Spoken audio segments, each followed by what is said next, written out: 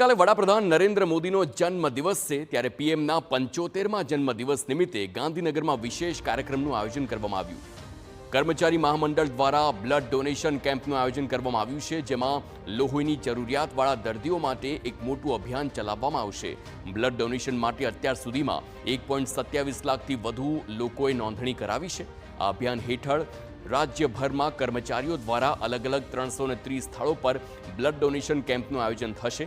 આવતીકાલે અભિયાન અંતર્ગત સૌથી મોટો કેમ્પ નરેન્દ્ર મોદી સ્ટેડિયમ ખાતે યોજાશે. રક્તદાન કેમ્પ અંગે આરોગ્ય પ્રધાન ઋષિકેશ પટેલે કહ્યું, આ ભવ્ય આયોજન દ્વારા દર્દીઓના જીવન બચાવવાનું ઉમદા કાર્ય થશે.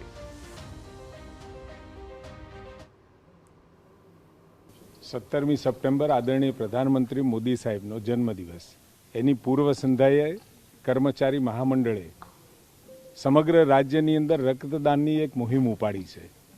લગભગ 1,27,000 જેટલા રજીસ્ટ્રેશન થયા છે અને મનમાં કલ્પના સાથે કે 75 વર્ષની આ વર્ષગાંઠ છે એમની, એટલે 75મી જન્મદિવસે 75,000 જેટલી ઓછામાં ઓછી બોટલો આજના દિવસે એકત્ર કરવું અને લગભગ 330 જગ્યાએ કર્મચારી મહામંડળ દ્વારા આ મુહિમ હાથમાં ધરવામાં આવી છે.